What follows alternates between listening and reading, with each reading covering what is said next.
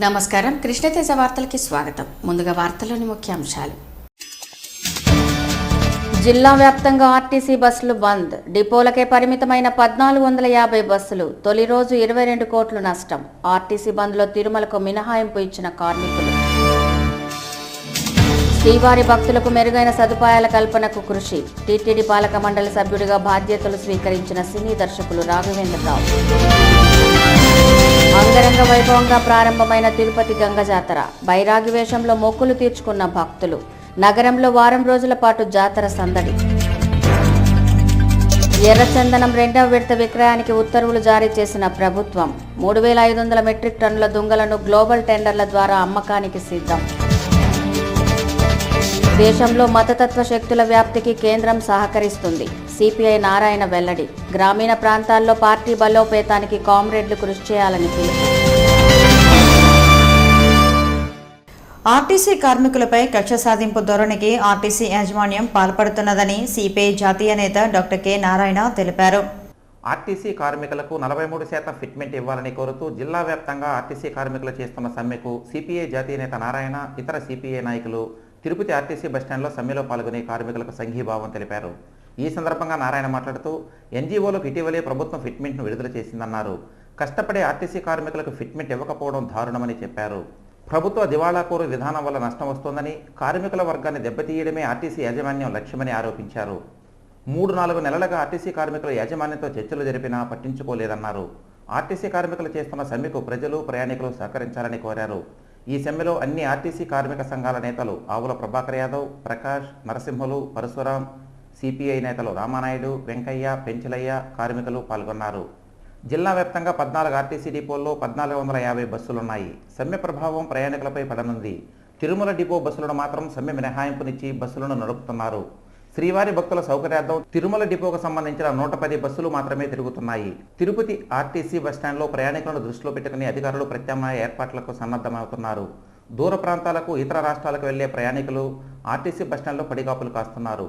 తిరుమల శ్రీవారి దర్శనం అనంతరం చంటి బిడ్డల తల్లులు, ప్రయాణికులు వారి వారి గమ్యస్థానాలకు వెళ్లేందుకు బస్సులు లేక నానా అవస్థలు పడుతున్నారు. ఆర్టీసీ ఉన్నతాధికారులు ఇచ్చిన పిలుపు మేరకు నిరుద్యోగులు చాలామంది ఆర్టీసీ ఆర్ఎం కార్యాలయం వద్దకు చేరుకున్నారు. అయితే సమ్మె చేస్తున్న కార్మికులు వారిని అడ్డుకుని పంపివేశారు. అదే సమయంలో వారి మధ్య వాగ్వివాదం చోటు చేసుకుంది. వెంటనే east DSP Ravishankar Reddy, CI Ramakishore జోక్యం చేసుకుని వారిని వారించి పంపేశారు.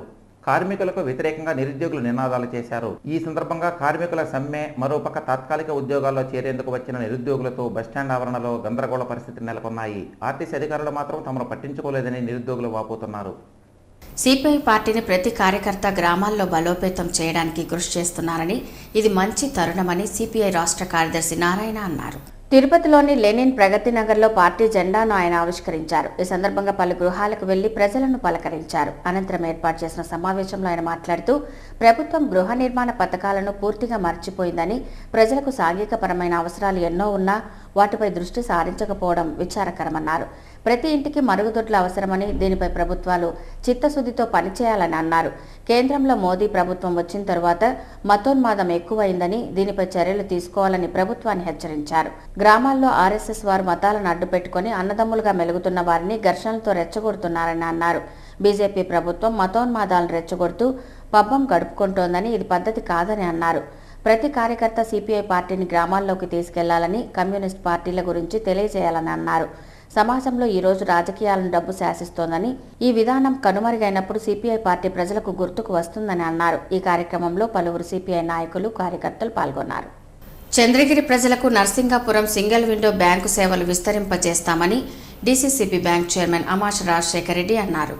చంద్రగిరి తహసీల్దార్ కార్యాలయం ఎదుట డీసీసీబీ చైర్మన్ అమాస రాజశేఖర్ రెడ్డి సహకార బ్యాంకు నూతన కార్యాలయాన్ని బుధవారం ప్రారంభించారు. అంతకుముందు శాసనసభ్యులు చెవిరెడ్డి భాస్కర్ రెడ్డి సహకార బ్యాంక్ శాశ్వత భవన నిర్మాణానికి శంకుస్థాపన చేశారు. ఈ సందర్భంగా అమాస రాజశేఖర్ రెడ్డి మాట్లాడుతూ రైతుల సంక్షేమమే ధ్యేయంగా సహకార బ్యాంకు కృషి చేస్తోందని అన్నారు. రైతులకు మరింత సేవలు విస్తరింపజేసేందుకు నూతనంగా చంద్రగిరి బ్రాంచ్ను ఏర్పాటు చేస్తున్నామని అన్నారు. భవన నిర్మాణానికి తగిన సహాయ సహకారాలు అందిస్తామన్నారు. షాపింగ్ కాంప్లెక్స్ నిర్మిస్తామని చైర్మన్ చంద్రమౌళి రెడ్డి తెలుపగా అనుమతులు తీసుకోవాలని సూచించారు. ఈ కార్యక్రమంలో సహకార సంఘం అధ్యక్షులు మల్లం చంద్రమౌళి రెడ్డి, ఉపాధ్యక్షులు చొక్కలింగం, పాలక మండలి సభ్యులు, బ్యాంక్ మేనేజర్ శేషారెడ్డి, ఎంపీటీసీ సభ్యురాలు నవనీతమ్మ, పలువురు వైఎస్ఆర్ కాంగ్రెస్ పార్టీ నాయకులు పాల్గొన్నారు. ఆర్టీసీలో తాత్కాలిక ఉద్యోగుల నియామక ప్రక్రియను ఆర్టీసీ కార్మికులు అడ్డుకోవడంతో చిత్తూరు డిపోలో ఉద్రిక్తత వాతావరణం నెలకొంది. ప్రభుత్వ ఉద్యోగులతో సమానంగా వేతనాలు పెంచాలని డిమాండ్ చేస్తూ ఆర్టీసీ కార్మిక సంఘాలు ప్రభుత్వంతో చేపట్టిన చర్చలు విఫలం కావడంతో నిరవధిక సమ్మెకు దిగిన ఆర్టీసీ కార్మికులు చిత్తూరు డిపోలో ఆందోళన చేపట్టారు. అన్ని సంఘాల ఆర్టీసీ కార్మిక నేతలు సమ్మెలో పాల్గొనగా ఆర్టీసీ అధికారులు మాత్రం ఏమాత్రం సమ్మెకు నెరవక తాత్కాలిక ఉద్యోగుల నియామక ప్రక్రియకు శ్రీకారం చుట్టడంతో చిత్తూరు డిపోలో అధిక సంఖ్యలో నిరుద్యోగులు కండక్టర్, డ్రైవర్ పోస్టుల నియామక ఇంటర్వ్యూలకు హాజరయ్యారు. ఈ సందర్భంగా నిరుద్యోగ యువకులు, ఆర్టీసీ కార్మికుల మధ్య వాగ్వివాదం చోటు చేసుకుంది. తాత్కాలిక ఉద్యోగ నియామకాల సర్టిఫికెట్ల పరిశీలనకు సమ్మెలో ఉన్న ఆర్టీసీ కార్మికులు అడ్డుకున్నారు. దీంతో ఇక్కడ ఉద్రిక్తత పరిస్థితులు నెలకొన్నాయి. పోలీసుల చొరవతో గొడవ సద్దుమణిగింది. తమిళనాడు, కర్ణాటక బస్సులను ఏపీఎస్ఆర్టీసీ కార్మికులు అడ్డుకున్నారు. ఈ ఆందోళనలో ఆర్టీసీ కార్మిక సంఘాల నేతలు రాధాకృష్ణ, గంగాధర గణపతి, ప్రసాద్, సురేంద్ర, సిఐటియు చైతన్య, ఏఐటియుసి నాగరాజు కార్మికులు పాల్గొన్నారు.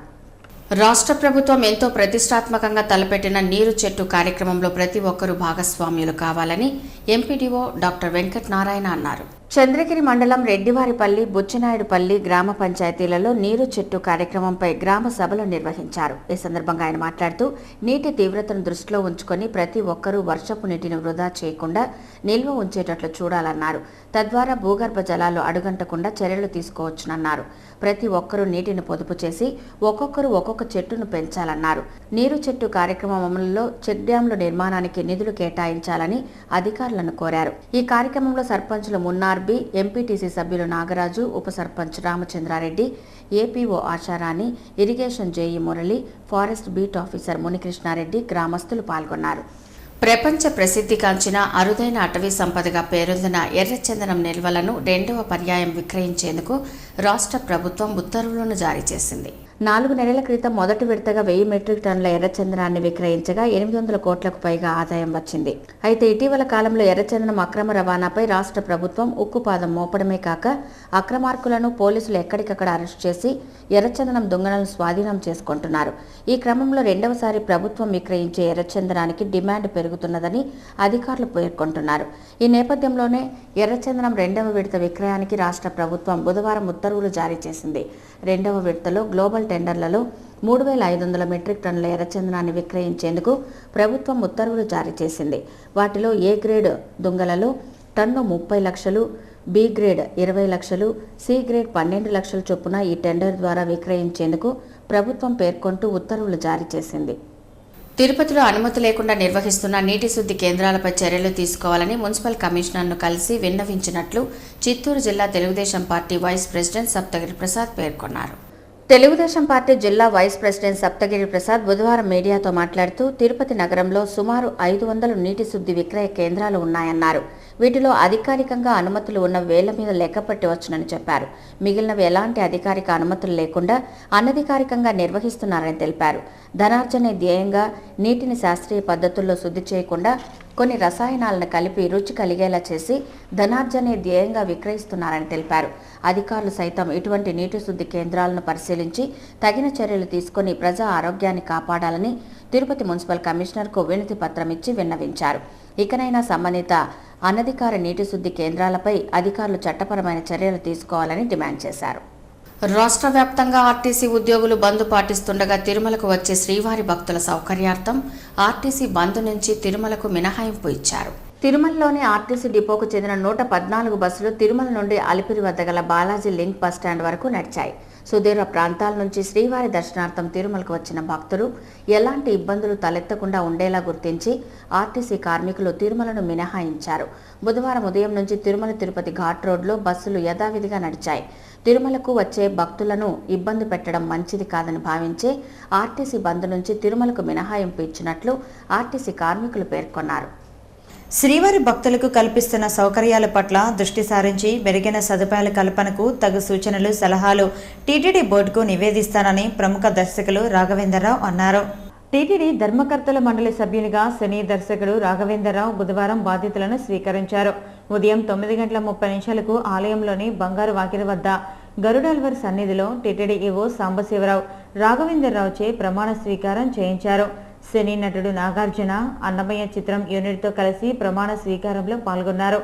అనంతరం రాఘవేంద్రరావు మరియు చిత్ర యూనిట్కు ఆలయంలోని రంగనాయకుల మండపంలో స్వామివారి తీర్థప్రసాదాలను అందజేశారు. రాఘవేంద్రరావుకు ఈవో స్వామివారి చిత్రపటంతో పాటు పట్టు వస్త్రాలను బహూకరించారు. ఆలయం వెలుపల రాఘవేంద్రరావు మీడియాతో మాట్లాడుతూ టీటీడీ ధర్మకర్తల మండలి సభ్యునిగా అవకాశం రావటం ఆనందంగా ఉందని, భక్తులకు కల్పించాల్సిన సౌకర్యాలపై దృష్టి సారిస్తున్నట్లు తెలిపారు. టీటీడీ విధి విధానాలు సభ్యునిగా విధులు తీసుకున్న తర్వాత బోర్డు సమావేశాల్లో సామాన్య భక్తుల సమస్యలపై మాట్లాడతానని అన్నారు. అన్నమయ్య చిత్రం నిర్మించడం ద్వారానే తనకు ఈ అవకాశం వచ్చినట్లు, అందుకు అన్నమయ్య కుటుంబం లాంటి అన్నమయ్య చిత్రం సభ్యులతో స్వామి సేవకుడిగా బాధ్యతలు స్వీకరిస్తున్నట్లు పేర్కొన్నారు. అన్నమయ్య జయంతి తిరుమలలో జరపకపోవడంపై టీటీడీ అధికారులతో చర్చించనున్నట్లు తెలిపారు. అనంతరం నాగార్జున మాట్లాడుతూ రాఘవేంద్రరావుకు ఇలాంటి అపూర్వమైన అవకాశం కలగటం చాలా సంతోషంగా ఉందన్నారు. అలాగే హెచ్సిఎల్ కంపెనీ ఎండీ శివనాడార్ మంగళవారం రాత్రి శ్రీవారిని దర్శించుకున్నారు. అలాగే ఈ సందర్భంగా శ్రీవారికి ₹1 కోటి విరాళాన్ని ఆలయ అధికారులకు అందజేశారు. శ్రీవారిని దర్శించుకోవడం చాలా సంతోషంగా ఉందని, స్వామివారి అనుగ్రహం కోసం తిరుమలకు వచ్చానని హెచ్సిఎల్ అధినేత శివనాడార్ పేర్కొన్నారు. రాష్ట్ర ముఖ్యమంత్రి నారా చంద్రబాబు నాయుడు ఈ నెల 7వ తేదీన చిత్తూరు జిల్లా పర్యటనార్థం వస్తున్నారు. సీఎం పర్యటనకు అధికారులు ఏర్పాట్లు చేస్తున్నారు. రాష్ట్ర ముఖ్యమంత్రి చంద్రబాబు నాయుడు 7వ తేదీన ఉదయం 9:30 తిరుపతికి చేరుకుంటారు. చిన్నపిల్లల కోసం కొత్తగా గుర్తించిన పెంటావాలెంట్ టీకాను ప్రారంభిస్తారు. అనంతరం హెలికాప్టర్లో 10:30 యాదమరి మండల పరిధిలోని అమర్రాజా కంపెనీకి చేరుకుంటారు. పలు ప్రారంభోత్సవాలు, శంకుస్థాపన కార్యక్రమాల్లో పాల్గొంటారు. అలాగే ప్రభుత్వ పాఠశాలను సందర్శిస్తారు. అనంతరం కేవీపల్లి మండలం అడవిపల్లికి చేరుకుంటారు. అక్కడ రిజర్వాయర్ను పరిశీలిస్తారు. అనంతరం హెలికాప్టర్ ద్వారా మదనపల్లి మిడ్స్ కళాశాలకు చేరుకుంటారు. అక్కడ జరిగే బహిరంగ సభలో పాల్గొని ప్రసంగిస్తారు. అంతకుముందు నీరు చెట్టు కార్యక్రమాన్ని ముఖ్యమంత్రి ప్రారంభిస్తారు. అనంతరం అక్కడే ఉన్న హంద్రీ నీవా ప్రాజెక్టు నిర్మాణ పనులను ముఖ్యమంత్రి పరిశీలిస్తారు. అనంతరం నీటిపారుదల శాఖ అధికారులతో ప్రాజెక్టు నిర్మాణంపై సమీక్షిస్తారు. అలాగే హంద్రీ నీవా ప్రాజెక్టు కాలువ గేటు వద్దే సీఎం నిద్రిస్తారు. అనంతరం 8వ తేదీ ఉదయం చిత్తూరు జిల్లాలోని నీటిపారుదల ప్రాజెక్టుల నిర్మాణంపై జిల్లా స్థాయి అధికారులతో మరోమారు సమీక్షించిన పిదప హెలికాప్టర్లో హైదరాబాద్కు వెళ్తారు. జిల్లాలో సీఎం పర్యటనకు అధికార యంత్రాంగం ఏర్పాట్లను చేపట్టారు. చిన్నపిల్లలకు 5 వ్యాధుల నుంచి విముక్తి కలిగించేందుకు తప్పనిసరిగా పెంటావాలెంట్ టీకాను వేయించాలని, దానివల్ల వ్యాధి నిరోధక శక్తి పెరుగుతుందని హెల్త్ సూపర్వైజర్ పద్మ తెలిపారు. పెంటావాలెంట్ టీకాను సీఎం చంద్రబాబు చేతుల మీదుగా ప్రారంభించనున్న నేపథ్యంలో బుధవారం జీవకొన, మంగళం ప్రాంతాల్లో పెంటావాలెంట్ టీకాపై అవగాహన ర్యాలీని నిర్వహించారు. ఈ ర్యాలీ మంగళం, జీవకొన ప్రాంతాల్లోని పురవీధుల్లోకి సాగింది. ఈ సందర్భంగా పద్మజ మాట్లాడుతూ బిడ్డ పుట్టిన 1.5 నెలకు, 2.5 నెలకు, 3.5 నెలకు క్రమం తప్పకుండా ఈ వ్యాక్సిన్ ఇవ్వాలన్నారు. 5 వ్యాధులకు సంబంధించిన పెంటావాలెంట్ టీకాను గురువారం సీఎం చంద్రబాబు నాయుడు చేతుల మీదుగా తిరుపతిలో ప్రారంభించనున్నట్లు తెలిపారు. ఈ ర్యాలీలో మాజీ సర్పంచ్ అన్నా మల్లీశ్వరి, ఆర్వి రమణ, మధుసూదన్ నాయుడు, కుమారమ్మ, వైద్య సిబ్బంది పాల్గొన్నారు. ఇసుకను ట్రాక్టర్లలో తరలించేందుకు పాత జీవోనే అమలు చేయాలని శ్రీ బాలాజీ ట్రాక్టర్ల ఓనర్ల అసోసియేషన్ నేత చిన్నబ్బరెడ్డి డిమాండ్ చేశారు. పూతలపట్టు, నాయుడుపేట జాతీయ రహదారిలో ఖాళీ ట్రాక్టర్లు, ట్రాలీలతో బుధవారం నిరసన తెలిపారు. ఈ సందర్భంగా చిన్నబ్బరెడ్డి మాట్లాడుతూ 1998 నుంచి 2008 వరకు పంచాయతీలో ₹200 చలానా చెల్లించి ఇసుకను తరలించేవారమని చెప్పారు. ఇసుక రీచ్లు లేని చోట పాత జీవోనే అమలు చేయాలని డిమాండ్ చేశారు. జిల్లా కలెక్టర్ ట్రాక్టర్ల ఓనర్లను ఇబ్బందులకు గురిచేస్తున్నారని వాపోయారు. జిల్లా స్థాయి అధికారులకు చెప్పినా మా గోడు ఎవరూ పట్టించుకోలేదన్నారు. ఇప్పటికైనా ఇసుక రీచ్లు లేని చోట పాత జీవోనే అమలు చేస్తే బాగుంటుందని చెప్పారు. ఈ నిరసన కార్యక్రమంలో పలువురు ట్రాక్టర్ల యజమానులు పాల్గొన్నారు. కోరిన కోరికలు తీర్చే కల్పవల్లిగా పేరొందిన తిరుపతి తాతయ్యగుంట గంగ జాతర ఉత్సవాల వైభవం ఘనంగా ప్రారంభమైంది. రాయలసీమ జిల్లాలోని గొప్ప విశిష్టత కలిగిన ప్రసిద్ధ గ్రామ దేవతగా తిరుమల శ్రీవారి చెల్లెలుగా పేరొందిన తాతయ్యగుంట గంగమ్మ జాతర ఉత్సవాలు బుధవారం తెల్లవారుజామున గ్రామ పొలిమేరల్లో జరిగిన చాటింపుతో జాతర ఉత్సవాలు బుధవారం నుంచి సాంప్రదాయబద్ధంగా ప్రారంభమయ్యాయి. జాతర చాటింపు సందర్భంగా మంగళవారం ఉదయం ఆలయంలోని విశ్వరూప స్తూపానికి శాస్త్రోక్తంగా పూజలు నిర్వహించి వడిబాలు కట్టారు. అమ్మవారి ఉత్సవాలు ప్రారంభమయ్యాయని పేర్కొంటూ పొలిమేరల్లో చాటింపు చేశారు. అవిలాల నుంచి అమ్మవారికి పసుపు కుంకుమాసారను చేర్చడంతో అమ్మవారి గంగ జాతర ఉత్సవ వైభవం సాంప్రదాయబద్ధంగా ప్రారంభమైంది. బుధవారం తెల్లవారుజామున అవిలాలలోని గంగమ్మ ఆలయం నుంచి పసుపు కుంకుమలతో కూడిన సారను తీసుకువచ్చి తాతయ్యగుంట గంగమ్మ వారికి ఆచారం ప్రకారం కైకాల కులస్తులు అప్పగించి తిరుపతి పొలిమేరల్లో చాటింపు చేస్తారు. గంగమ్మకు అవిలాల సారను అప్పగించి పూజా కైంకర్యం నిర్వహించడంతో తిరుపతి గంగ జాతర ఉత్సవాల వైభవం ప్రారంభమైందని ప్రకటిస్తారు. ప్రతి ఏటా చైత్రమాసం చివరి వారంలో తిరుపతి గంగ జాతర వైభవాన్ని అత్యంత వైభవంగా నిర్వహిస్తున్నారు. తరతరాలుగా ఈ గంగ జాతర ఉత్సవ వైభవాన్ని ఆలయ అధికారులు సాంప్రదాయబద్ధంగా ఆచరిస్తున్నారు. తిరుపతిని పాలేగాళ్లు పాలించే రోజుల్లో యవ్వనంలోని యువతలను మోహించి వారి జీవితాన్ని పాడు చేసేవారని, అలాంటి పాలేగాడిని హతమార్చేందుకు స్త్రీ జాతిని కాపాడేందుకు ఆదిపరాశక్తే స్వయంగా గంగమ్మగా అవతరించి మారువేషంలో తిరుగుతూ పాలేగాడిని అంతమొందించిన అపూర్వ చరిత్ర నేపథ్యంగా జరిగే ఉత్సవమే తిరుపతి గంగ జాతర వైభవం అని ఆలయ అధికారులు పేర్కొన్నారు. తిరుపతి గంగ జాతర చాటింపు నేపథ్యంలో ఆలయ నిర్వాహకులు ఏర్పాట్లు అన్నీ పూర్తి చేస్తున్నట్లు ఆలయ ఈవో సుబ్రహ్మణ్యం పేర్కొన్నారు. మంగళవారం అర్ధరాత్రి అవిలాల నుంచి తీసుకొచ్చిన సారను అమ్మవారికి చేర్చి పూజా కైంకర్యాలు నిర్వహించడంతో గంగ జాతర ఉత్సవ వైభవాలు ప్రారంభమవుతాయి. బుధవారం నుంచి వారం రోజుల పాటు రోజుకొక వేషధారణలో భక్తులు వేషాలు వేసి అమ్మవారిని దర్శించుకొని మొక్కులు తీర్చుకుంటారు. గంగ జాతర మొదటి రోజున బండవేషం, రెండవ రోజున తోటివేషం, మూడవ రోజున దొరవేషం, నాలుగవ రోజున అమ్మవారి శేష వస్త్రాల సార ఊరేగింపు, ఐదవ రోజున మాతంగి వేషం, ఆరవ రోజున సిన్నపుకుండల వేషధారణ, ఏడవ రోజున గంగ జాతర ప్రత్యేక పూజలు, అభిషేకం, సప్పరాల పేరంటాల వేషధారణ, ఎనిమిదవ రోజున ఉదయం అమ్మవారి విశ్వరూప దర్శనంతో గంగ జాతర ఉత్సవాల వైభవం ముగుస్తుంది. జాతర చాటింపు జరిగిన పిదప గ్రామంలో నివాసం ఉంటున్న వారు ఇతర గ్రామాల్లో నిద్రించరాదని, అలా చేస్తే దోషంగా భావిస్తారు. అందుకని గంగ జాతర ప్రారంభం కాగానే పూర్తయ్యే వరకు గ్రామం విడిచి ఎవరూ వెళ్లరని ఆలయ అర్చకులు తెలిపారు. ప్రతి ఏటా గంగ జాతరకు తిరుమల శ్రీవారు గంగమ్మను చెల్లిగా భావించి ప్రత్యేకంగా టీటీడీ సారను అందిస్తుంది. ఇంతటి గొప్ప చరిత్ర గల తిరుపతి గంగ జాతర ప్రారంభమయ్యాకే రాయలసీమ జిల్లాలో ఇతర గ్రామ దేవతల జాతర ఉత్సవాలు ప్రారంభమవుతాయి.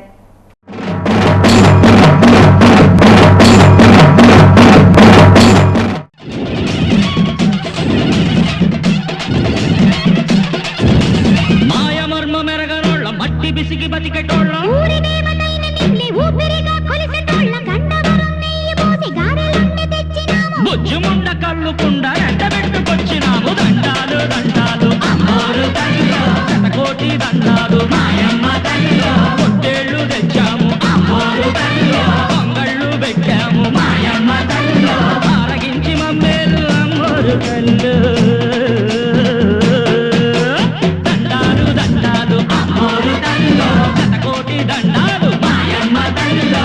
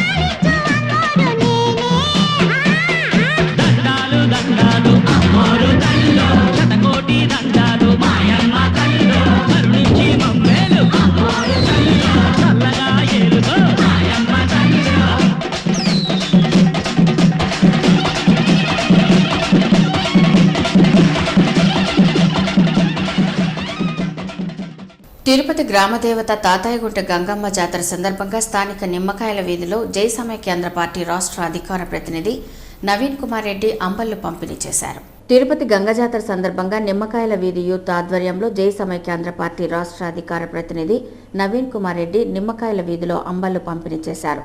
ఈ సందర్భంగా నవీన్ కుమార్ రెడ్డి మాట్లాడుతూ తిరుపతి గ్రామదేవత గంగమ్మ ఆశీస్సులతో సకాలంలో వర్షాలు కురిసి ప్రజలు సుఖ సంతోషాలతో వర్ధిల్లాలని, అంటువ్యాధులు ప్రబలకుండా అమ్మ ఆశీర్వదించాలని ప్రార్థించారు. బుధవారం నుండి జాతర జరిగే ప్రతిరోజు మధ్యాహ్నం 12 గంటలకు, సాయంత్రం 7 గంటలకు 4000 మందికి అన్న ప్రసాదాలు పంపిణీ చేస్తామని తెలియజేశారు. ఈ కార్యక్రమంలో cooperative bank director Bhuvanakumar Reddy, Munaswamy, Visu, Keshava, Chandana brothers సిబ్బంది తదితరులు పాల్గొన్నారు. 43% ఫిట్మెంట్ కోసం సమ్మె చేస్తున్న ఆర్టీసీ కార్మికులకు పూర్తి మద్దతు ఇస్తున్నామని కాంగ్రెస్ నాయకురాలు శ్రీదేవి తెలిపారు. బుధవారం తిరుపతి ప్రెస్ క్లబ్లో ఏర్పాటు చేసిన పాత్రికేయుల సమావేశంలో బి దొరస్వామి మాట్లాడుతూ తెలుగుదేశం పార్టీ అనుబంధ విభాగమైన టీఎన్టీయూసీ తిరుపతి పట్టణ ఉపాధ్యక్షులుగా, తిరుమల తిరుపతి దేవస్థానం ఇంజనీరింగ్ వర్కర్స్ యూనియన్ ప్రెసిడెంట్గా కార్మికుల సమస్యల పట్ల అహర్నిశలు కృషి చేసినందుకు రాష్ట్ర ప్రభుత్వం గుర్తించి శ్రమశక్తి అవార్డును ఇవ్వడం తనకెంతో సంతోషంగా ఉందని తెలిపారు.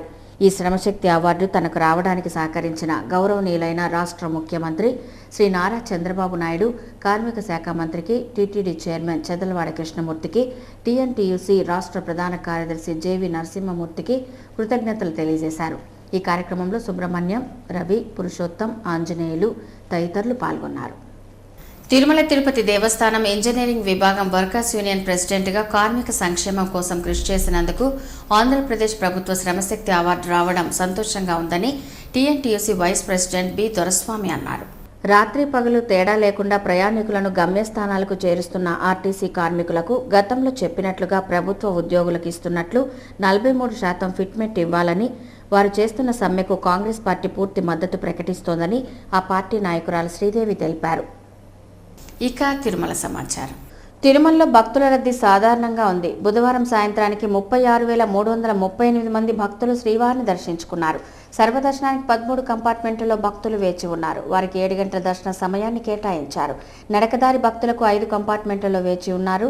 వారికి 3 గంటల వ్యవధిలో దర్శన సమయాన్ని టీటీడీ అధికారులు కేటాయించారు. తిరుమలలో గురువారం అందుబాటులో ఉండే వసతి సదుపాయాల వివరాలు ఇలా ఉంటాయి. ఉచిత గదులు 77, ₹50 గదులు 212, ₹100 గదులు 16, ₹500 గదులు 9, ₹600 గదులు 5 అందుబాటులో ఉన్నాయి. తిరుమలలో గురువారం అందుబాటులో ఉండే ఆర్జిత సేవా టికెట్ల వివరాలు ఇలా ఉంటాయి.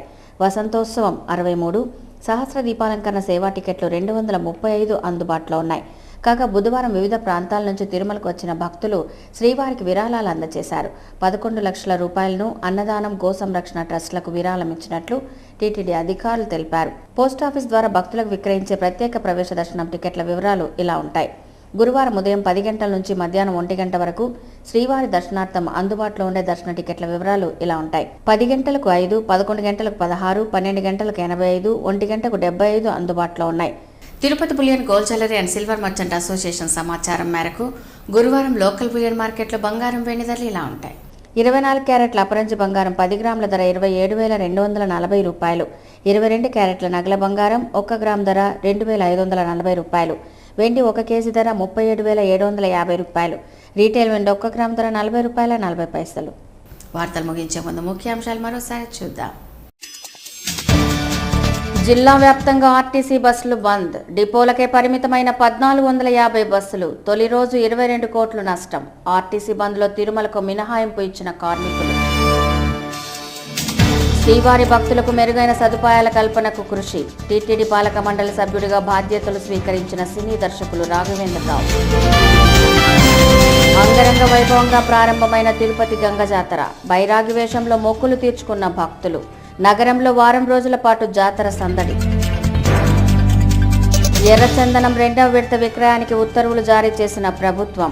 3500 మెట్రిక్ టన్నుల దుంగలను గ్లోబల్ టెండర్ల ద్వారా అమ్మకానికి సిద్ధం. దేశంలో మతతత్వ శక్తుల వ్యాప్తికి కేంద్రం సహకరిస్తుంది. సిపిఐ నారాయణ వెల్లడి. గ్రామీణ ప్రాంతాల్లో పార్టీ బలోపేతానికి కామ్రేడ్లు కృషి చేయాలని పిలుపు. ఈ వార్త ఇంతటితో సమాప్తం. నమస్కారం.